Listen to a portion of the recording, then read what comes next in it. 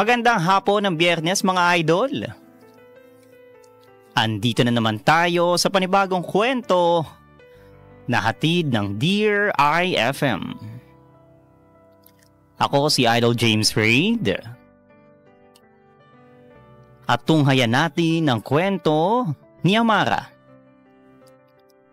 Para sa hashtag Dear IFM, Kawalan.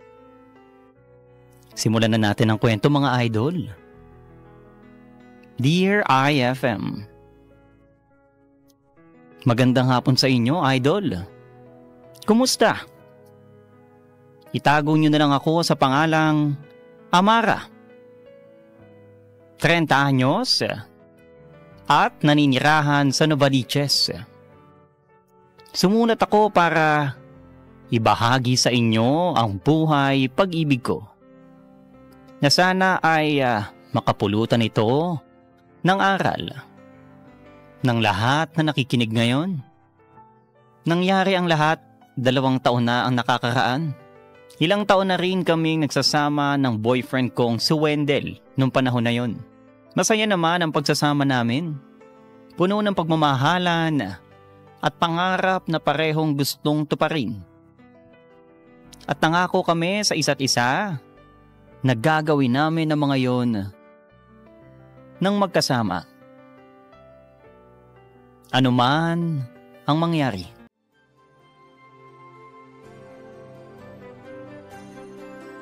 Ay, salamat naman at umaraw. Hindi mangangamoy kulob itong mga sinambay ko. Kaya siguradong mamayang hapon, yun ang mga to. Tapos ka na magsampay? Kakatapos ko lang. Bakit hindi mo man lang ako tinawag? E di sana natulungan kita. Kaya ko naman yung mga to. Wala ka na namang tiwala sa akin pagdating sa paglalaba dahil pagkabanlaw, diretso sampay na ako. Sinabi mo pa. Dapat kasi nilalagyan mo ng Charm Fabric Conditioner.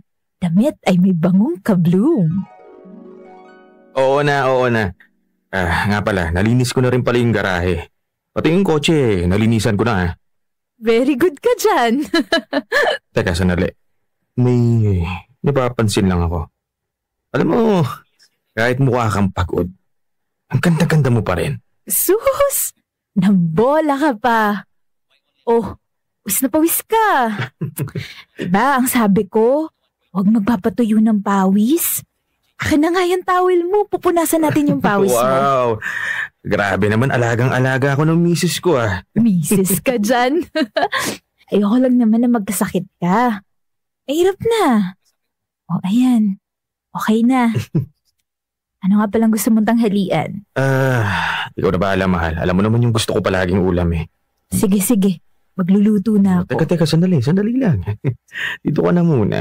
Ano ba, Wendell? Magluluto muna ako.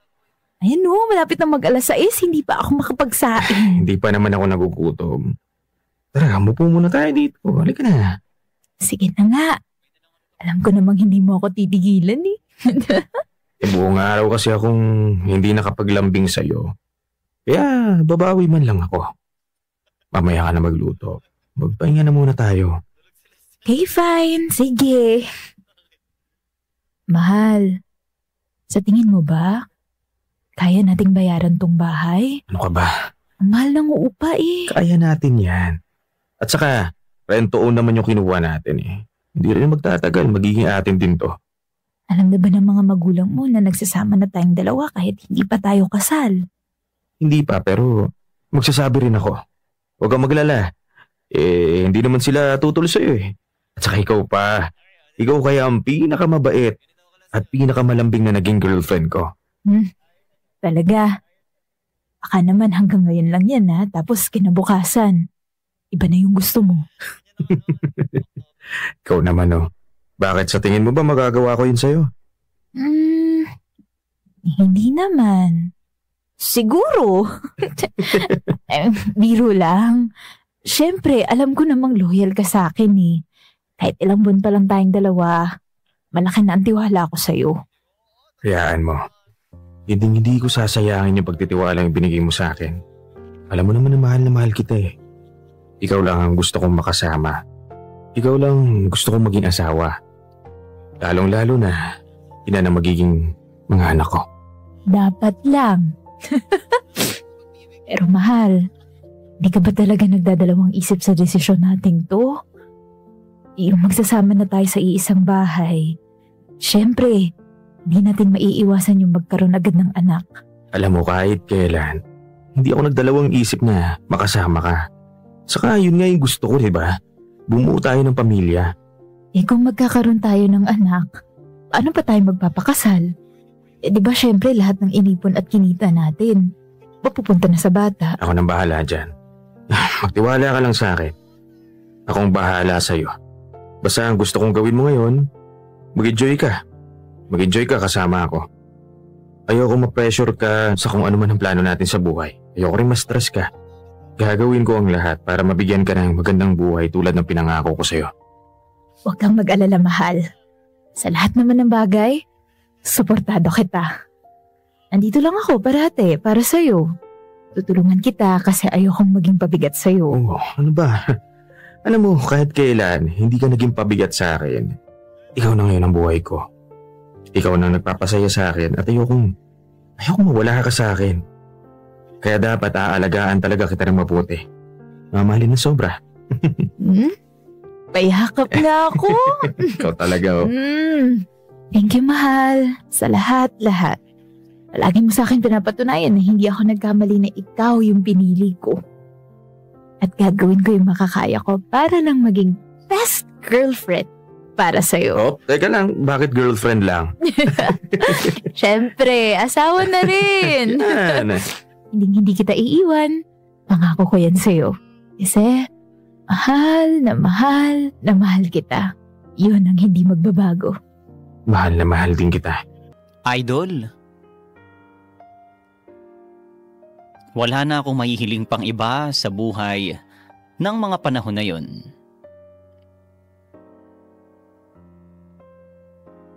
Mabait, maasikaso, at malambing na partner ni Wendell.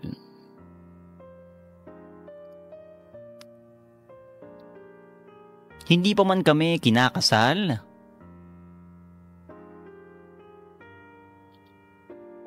pinaparamdam na niya sa akin na asawa niya na ako.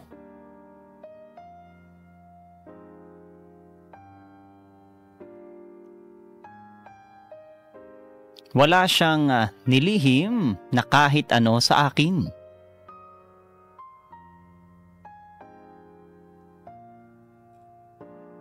Kaya naman sobrang naging kampante ako na magtutuloy-tuloy ang magandang nangyayari sa relasyon namin.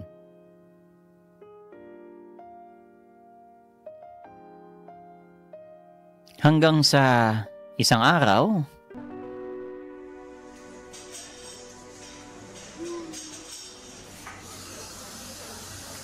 Excuse me, ikaw ba si Aubrey? Yes? And you are? Ako si Amara, yung girlfriend ni Wendell. Salamat. Dumating ka rin. Alam mo, tagal mo ha. Sorry, traffic kasi eh. Ano ba yung kailangan mo? Well, hindi na ako magpapaligoy-ligoy pa. Mas maganda na rin malaman mo para hindi ko umiyak sa sulok habang sinasabing pinaglilihiman ka. 4 na buwan na akong buntis. Si Wendell ang tatay. Ano? Hindi ko naman kasi alam na nung naghiwalay kami, nabuntis niya pala ako. Tapos, sasabihin ko dapat sa kanya kaso nalaman kong may girlfriend na pala siya. Pinalampas ko yun ng 4 na buwan. Sinubukan ko kung kaya ko, kaso hindi eh. Sa check-up pa lang, halos maubusan na ako ng pera. Paano na lang kung... Sandali. Totoo ba yung sinasabi mo? Ay, nako. Gusto mo ng ebidensya? Sige, tatayo ako para makita mo. Oh, ayan. Malaki tiyan ko, di ba? Hindi lang halata kasi maliit ako magbuntis. Tsaka, malawag yung suot kong damit. Alam na ba niya yan? Oo, kaya niya nga ako tinataguan, di ba? Anong gusto mong gawin ko? Gusto kong malaman mo na hindi pwedeng talikuran ni Wendell ang anak namin. Wala akong pakialam kung masisira ang relasyon ninyo. Ang importante sa akin, panagutan niya yung bata. At ngayong alam mo na ha, kung sanang maging kontrabida sa aming dalawa, may responsibilidad siya sa akin. Naiintindihan mo ba? Ako pa ngayon ang magiging kontrabida sa inyong dalawa? Ikaw nga ngayon ang pilit makikisiksik sa relasyon namin dahil lang sa buntis ka. Pero alam mo, huwag kang mag-alala. Hindi ko naman talaga pipigilan ang pagiging ama niya sa anak mo. Basta sa anak mo lang at huwag ka sanang makisawsaw pa. Nandiyan ka na pala. Kanina pa kita hinihintay. Saan ka ba nagpunta? May kinita lang ako. O sino? Si Aubrey. Anong sinabi niya sa'yo? Alam ko na ang lahat, Wendell. Hindi mo na kailangan magtago pa sa akin. I'm sorry, Amara. Hindi ko naman alam eh. Kung alam ko lang sana, hindi ko na pinilit na maging tayo kasi ayaw kitang masaktan. Pero hindi kita niloko ha. Hindi naman ako nakikipagkita sa kanya. Shh. Tama na. Hindi mo kailangan magpaliwanag kasi naiintindihan ko at tanggap ko. Ano? Pero... Lahat kaya kong tanggapin para sa'yo kasi mahal na mahal kita. Hindi mo rin kailangan talikuran yung responsibilidad mo para sa akin.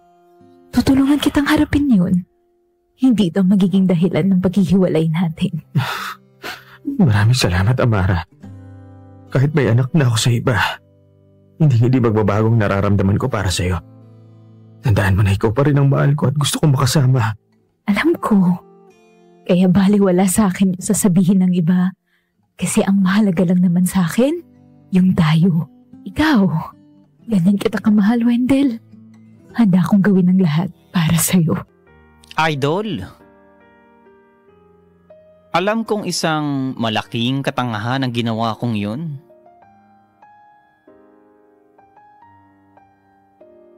Ni hindi ko sinigawan o sinampal si Wendell nang malaman kong nakabuntis siya ng iba.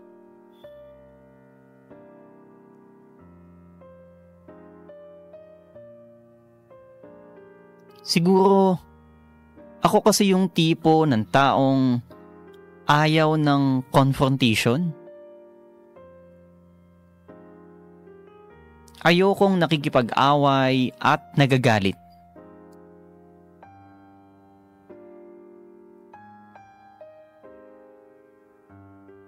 Kaya naisip ko na patawarin na lang si Wendell at mag-move on sa buhay.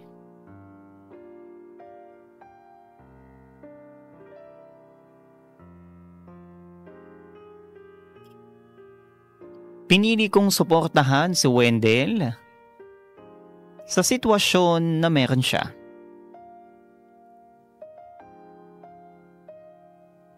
Imbes na sermonan o magselos ng magselos, tinutulungan ko pa sila ni Aubrey sa mga bagay na hindi nila kayang gawin agad.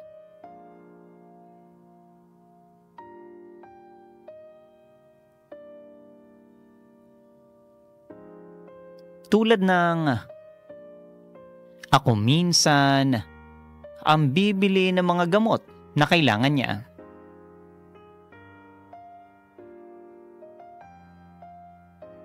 O di kaya sasamahan sila sa check-up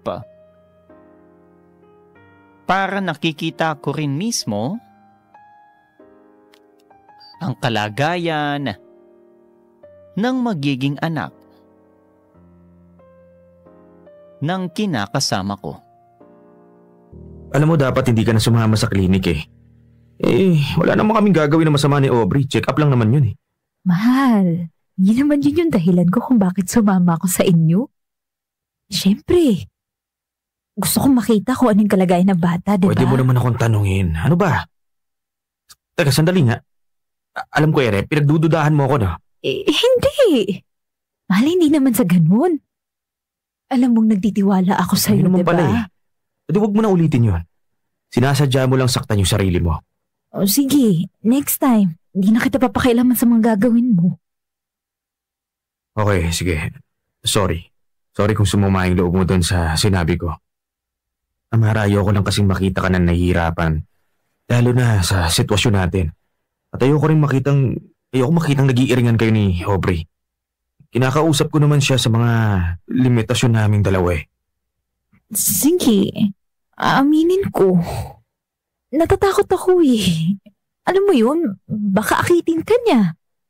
Siyempre, mas malakas na yung kapit niya ngayon sa'yo kasi may anak kayong dalawa oh. Pero alam mo naman na hindi mangyayari yun. Magtiwala ka lang sa akin ha. Hindi ko gagawin yun, okay? Okay. Bakit nga pala wala ka kahapon? Saan ka nagpunta? Kasi mahal, nagpa-check up ako. Bakit? Anong nangyari? Hindi mo man lang sa akin sinabi na napunta ka sa doktor. Bakit? Ano raw ang sakit mo? Ito naman, porket ba nagpa-check up may sakit na. May pinakonsulta lang ako. Akala ko kung ano na eh. Ano naman yun? Mahal, 3 weeks akong buntis. Ano? Kasi these past few days, parang kakaiba yung nararamdaman ko. Palagi akong pagod at inaantok. Tapos ang sensitive ko, yung pang-amoy ko, ang lakas. Kung ano-ano yung gusto ko rin kainin. Tapos yung nagsuka na ako, sabi ko may something na to. Kaya ayun, nagpa-check up na ako. Teka, sandali. Ibig sabihin, totoong buntis ka? Oo nga. Magiging daddy ka na. May baby na tayong dalawa. Diyos ko naman. Bakit ngayon pa nangyari? Bakit ngayon pa? Mahal na nung bakit ngayon pa nangyari? Teka, hindi ka ba masaya na magkakaanak na tayo? Alam mo naman kung anong sitwasyon ko ngayon. Malapit na yung Judith ni Aubrey at kailangan ko pang pag-ipunan yung panganganak niya. Siyempre, hindi lang naman natatapos yun dun eh. May mga pangangailangan pa yung bata. Ano naman eh? Hindi pa ako handa magkaroon ulit ng anak. Anong sinasabi mo? Hindi pa nga nanganganak yung isa eh. Ikaw naman sumabay ka ba? Anong gusto mong gawin ko? Patigilin yung paglaki ng tiyan ko? Hindi ba dapat maging masaya ka dahil magkakaroon na tayo ng anak? Alam mo, sinasadya mo to no? Teka lang naman, kasalanan ko pa ngayon to, ha? Ano ka ba naman, Wendell? Hindi ko kayang gumawa ng bata na mag-isa lang, no? Ginawa natin tong dalawa, pues panindigan natin to. Kung nagawa mong panindigan ng anak mo sa ibang babae, baka magawa mo rin yung sa magiging anak ko, di ba? Yan, di lumabas din ang dahilan kung bakit nangyayari to. Ayaw mo kasi magpatalo kay Aubrey. Kasi alam mo may anak kaming dalawa. Please naman, Amara. Huwag ka nang sumabay pa. Halos hindi ko na nga alam yung gagawin ko eh. Magtutulungan naman tayong dalawa, di ba? Sige nga! Ano gagawin mo? Wala kang trabaho. Umaasa ka lang din sa akin. Ipalaglag mo yan. Nasisiraan ka ba ng bait? Papatayin mo yung sarili mong anak? Hindi ko alam! Basta, bukas na bukas din. Pupunta tayo sa doktor para ipabort yan. Ang gusto ko, solusyon. Hindi panibagong problema at obligasyon. Kuha mo. Idol, nagulat ako sa naging reaksyon ni Wendell.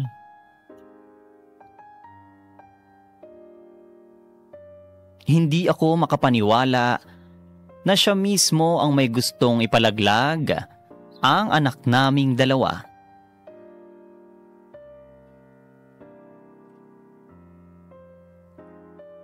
To think na nagawa niyang panindigan ang anak nila ni Aubrey.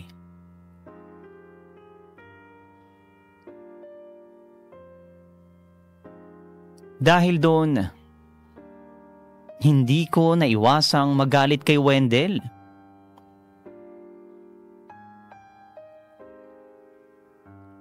Lalo na noong sinabi niyang problema ang magiging anak namin.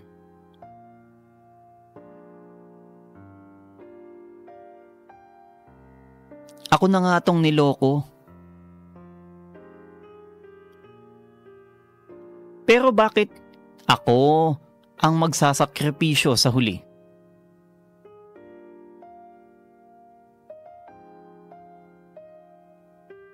Bakit ako ang kailangan magbago ng plano? Mag-adjust. Hindi ko na tuloy maintindihan kung mahal pa ba niya ako? O si Aubrey? At ang anak na niya? Ang buhay niya?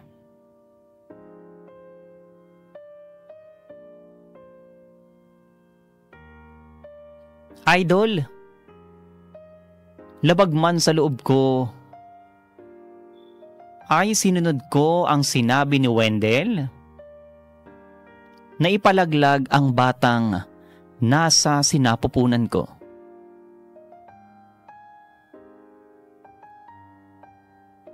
Alam ng Diyos kung ilang beses akong humingi ng tawad sa Kanya.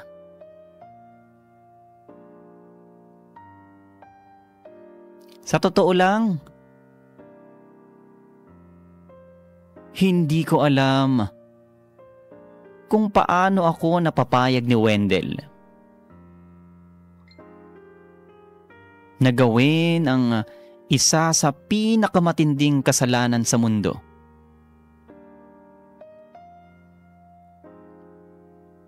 Siguro dahil sa lango ako sa pag-ibig.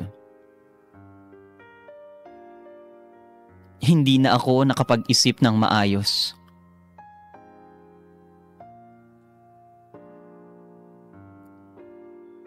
Nagpatuloy ang pagsasama namin ni Wendell hanggang sa maipanganak ni Aubrey ang kanilang anak.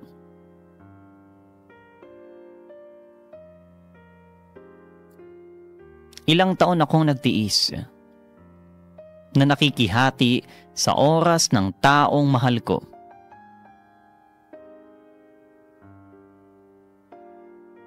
Parati ko na lang iniisip na may magandang patutunguhan din ng lahat.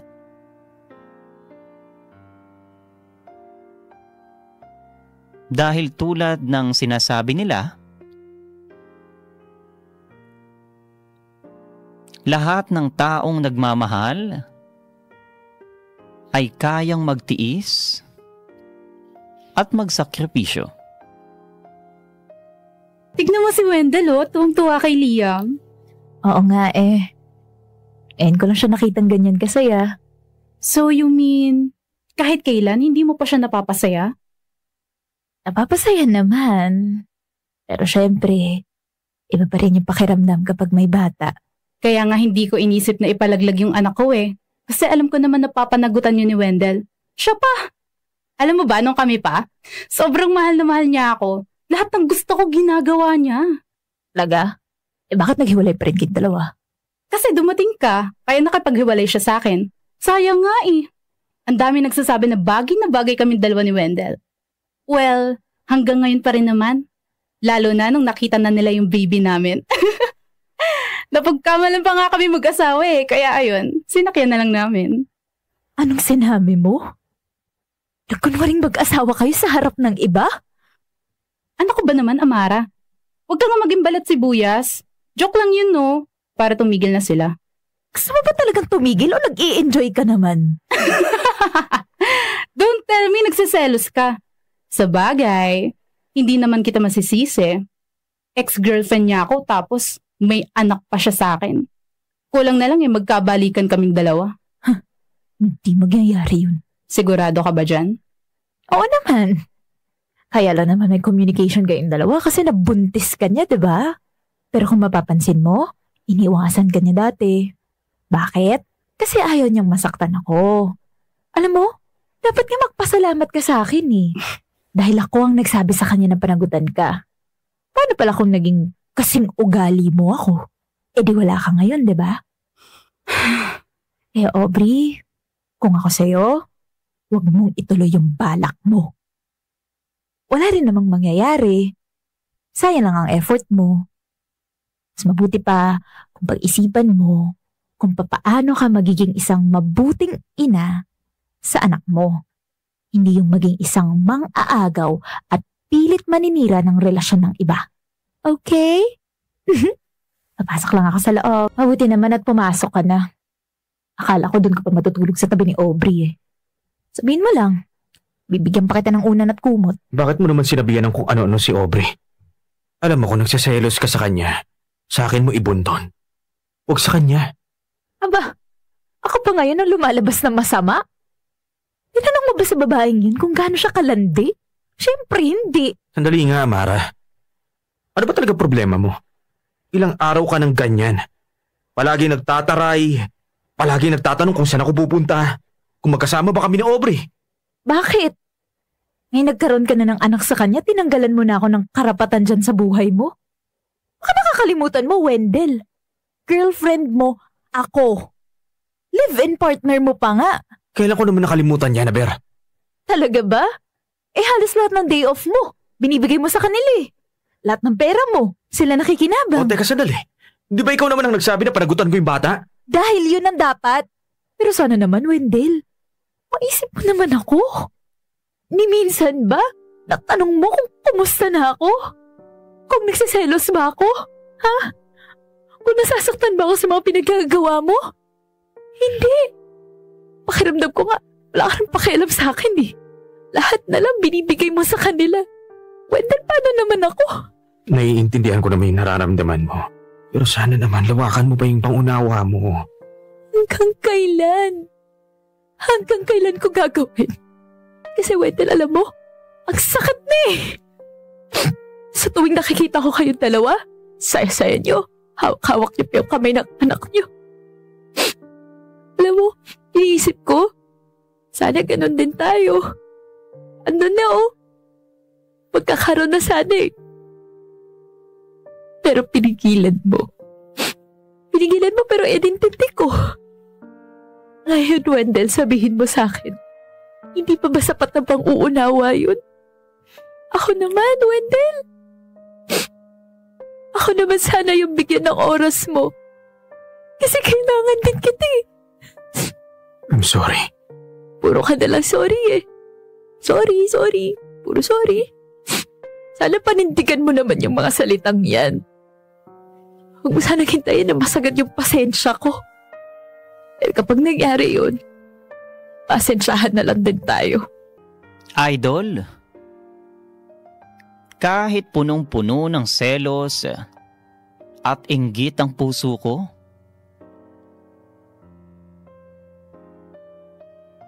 pilit ko pa ring hinahanap dito ang pagmamahal ko para kay Wendell.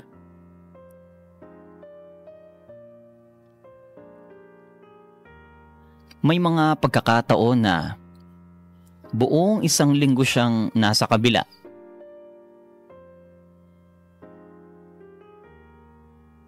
Hinahayaan ko lang dahil nga may responsibilidad siya sa anak nila ni Aubrey.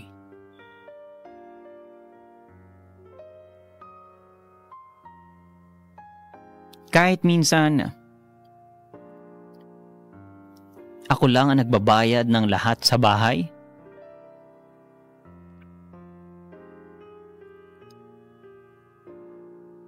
Dahil kailangan ng bata ng pera. Okay lang din sa akin yun.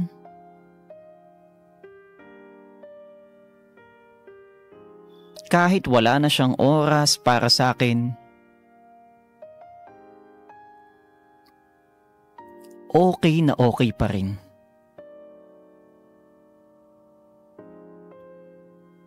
Lahat ayos lang.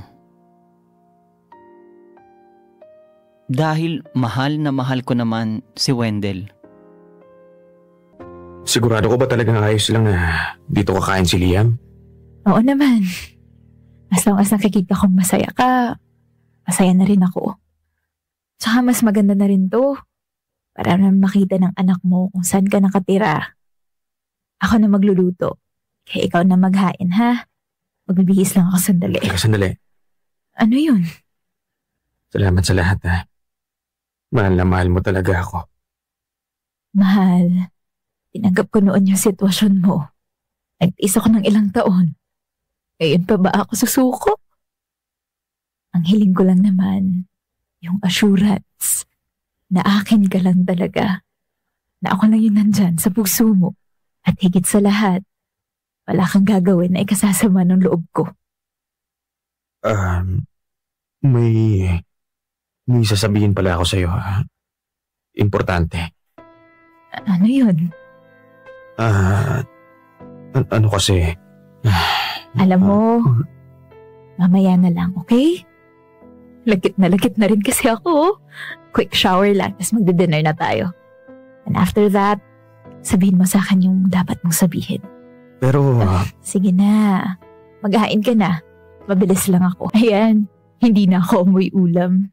Ay, makalabas na nga. Hindi ko pa nasasabi sa kanya. Bakit hindi mo pa sabihin? Anong gusto mo? Ako pa magsabi sa kanya, ha? Wag. Ako nang bahala doon. Ako nang gagawa nun. Pwes, sabihin mo na yung totoo. Baka mas lalo pang umasa yung babae na yan na pakakasalan mo siya. To think na never naman na mangyayari yun. Hindi na ako papayag na maiwasan ako ngayon. Alam ko naman yun. Kaya lang, ayoko siyang mabigla eh. Ano ka ba naman? Kahit anong style pa ang gawin mo, mabibigla talaga yun. Well, sorry na lang siya. Yung dating kanya akin na ngayon. Right, love? Magkaka-baby na ulit tayo. Siguro naman, may plano ka ng kasalan ako. Ang kakapal ng mga mukha niyo! Amara? Ikaw na babae ka! Pinagsabihan na kita, di ba? Hindi ko na kasalanan kung hindi na sa'yo masaya si Wendell. Saka bakit ka pa nagugulat ngayon, ha? Dapat, in-expect mo na babalik siya ulit sa akin dahil may anak na kami. Alam mo, ikaw ang pinakamalanding babae na nakilala ko. Hayop ka! Aray ko! Bitawan mo ako! Aray! Lakas ng loob mong magpabuntis ulit sa boyfriend ko, ha? Ganyan ka ba talagang klaseng babae? Amara, tama na! Umalis ka ngayon din sa pamamahay ko hanggat hindi pa nagdidilim ang paningin ko sa'yo. Lumayas ka!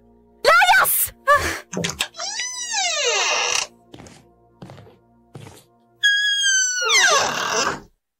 Amara!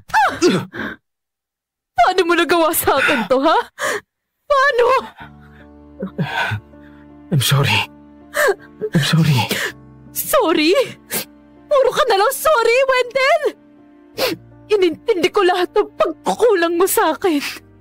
Pati yung sitwasyon mo, tinanggap ko na buong buo. Kahit masakit, kahit mahirap, tiniis ko kasi mahal na mahal kita. Ultimo sarili kong anak, sinakripisyo ko para maging masaya ka tapos ito.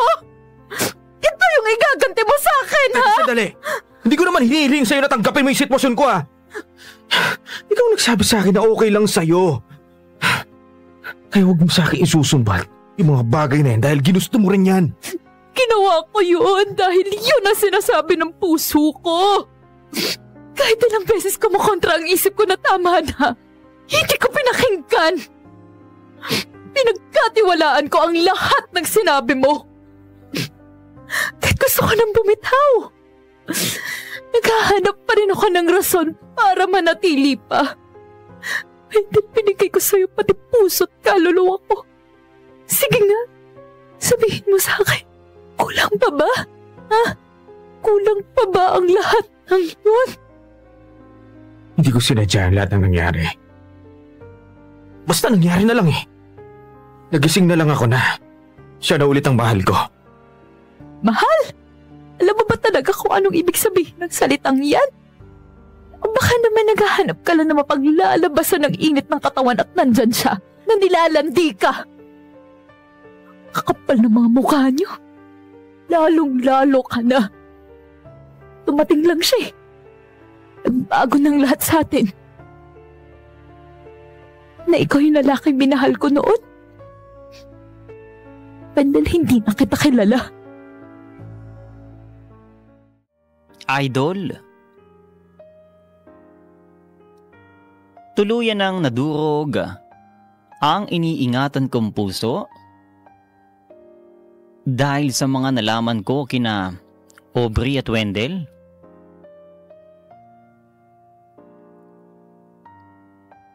Para akong isang bulkan na matagal na nahimik at bigla na lang sumabog.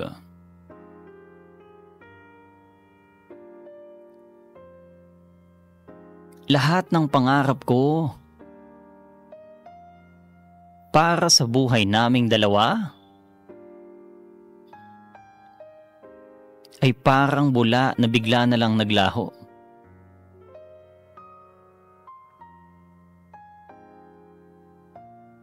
Para akong biglang pinalayas na lang sa inuupahang bahay at hindi alam kung saan pupunta.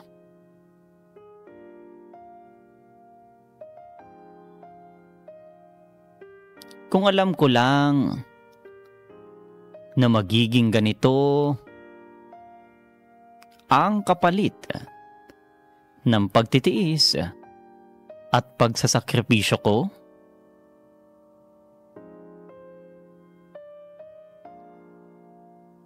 sana hindi ko na lang iyon ginawa. Sa umpisa pa lamang. Mag-usap naman tayo ng maayos. Baka pwede natin itong ayusin. Tapos na tayo, di ba? Ano ba pag-uusapan natin? Yung maayos. Walang halong galit at sigawan. Pagkatapos mo akong lokohin at pagmukhaing tanga, ini-expect mo talaga nakakalma ako sa tuwing nakikita kita? Hindi, Wendell. Habang nandyan ka, maaalala at maaalala ko lang kung ilang taon nang sinayang ko sa isang katulad mo. Alam kong malaki ang naging kasalanan ko sa'yo. No, niloko kita. Nabuntis ko ulit si Aubrey. Pero kahit anong sabihin mo, hindi ko naman talaga sinasadya yun. Anong hindi sinasadya? Kung sabihin ako sa natanggal yung mga damit niyo at wala ka ng choice kaya nag-sex na lang kayong dalawa, ganon? Wendell, tama na. Di mo na ako mauuto pa. Mara, please naman. Minahal mo ba talaga ako? Oo, alam mo yan. Sa tingin mo ba magtatagal tayo ng ilang taon kung hindi? Para kasing hindi eh. Dahil kung talagang minahal mo ko, habang hinahalikan mo siya, ako ang maiisip mo. Pinagkatiwalaan kita ng buong buo, pero sinayang mo lang yun. Pero di ba buntis ka? Paano mo nalaman? Nabasa ko yung resulta mo. 1 buwan, tama ba? Bakit hindi mo sa akin sinabi agad? Talagang tinanong mo ba yan sa akin, ha? Tanungin mo kaya yung sarili mo kung bakit hindi ko sinabi sa'yo. Ano na bang akala mo? Hindi ko pa nakakalimutan, ha? Ilang taon kong dinala yung konsensya ko sa loob-loob ko dahil sumunod ako sa gusto mong ipalaglag yung bata. Hindi ko maiwasan yung galit ko sa'yo na sa tuwing makikita kitang hawak-hawak mo yung anak mo sa babaeng yun. Tatanong ko sarili ko eh. Bakit mo ba pinigil na magkaroon tayo ng sariling pamilya? Dahil hindi pa ako handa noon, Amara. Sinabi ko naman sa'yo, gulong-gulo pa yung isip ko noon. Hindi yan ang dapat na dahilan. Dahil kung tunay kang lalaki, papanagutan mo ang anak ko. Kaya hindi ko nahahayaan pang saktan ang dinadala ko. Hanggat maaga pa, ilalayo ko na siya sa'yo. Hindi ko na kayang mawalan pa ng isa pang anak. Teka, sandali. Amara, ano ba? Sige nga, paano mo palalakihin yung bata? Sa tingin mo matatakasan mo ako? Hindi. May isang tao nagkokonekta sa ating dalawa. Kung nagawa mong maging responsableng ama sa anak mo, magagawa ko rin yun sa anak ko at hihigitan pa kita. Ibibigay ko sa kanya ang lahat at kahit kailan, hindi ako hihingi ng tulong sa'yo. May karapatan din ako sa kanya. Wala kang karapatan! Sasaktan mo lang siya tulad ng sakit na binigay mo sa akin. Amara, please. Huwag mo itong gawin. Alam ko natadala ka lang ng galit mo. Kung ano-ano na yung tumatakbo dyan sa isip mo, sige na please. Hindi lang isip ang gumagana sa akin ngayon. Puso na rin dahil ito na mismo ang nagsasabing sumuko na ako. Nakakapagod na kasing mahalin ka. Ayoko na. Tama na. Tapos na tayong dalawa. Idol, Noong una ay iniisip kong ako ang nawalan pero hindi pala.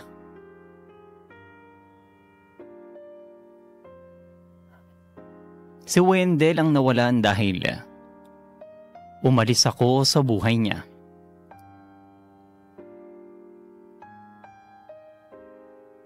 Alam ko na hindi kayang higitan o kahit pantayan ni Aubrey ang mga ginawa ko. Kumbaga, one-time offer lang ako. Pero sinayang ni Wendell ang pagkakataon na yon. Hindi na ako nakipagbalikan pa kay Wendell. Kahit ilang beses pa niya akong sinuyo.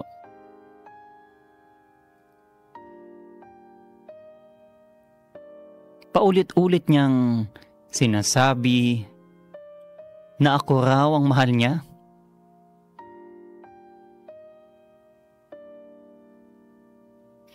Pero kung totoo yun, bakit nabuntis ulit si Aubrey, di ba?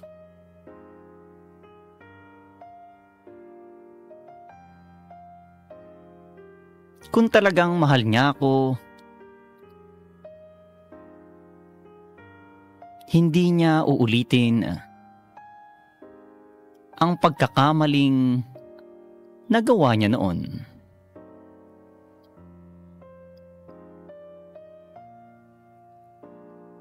Idol, simula noon ay wala na akong naging balita kina Aubrey at Wendell. Blinak ko sila sa lahat ng social media accounts ko. At nagpalit na rin ako ng number.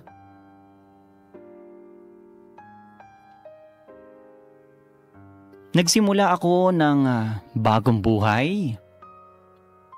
Nawala ang lalaking minsan ko nang minahal ng sobra. Mahirap man pero alam ko na magagawa ko ring masaya balang araw. Hanggang dito na lang ang kwento ko, Idol. At maraming salamat sa pakikinig. Nagmamahal, Amara.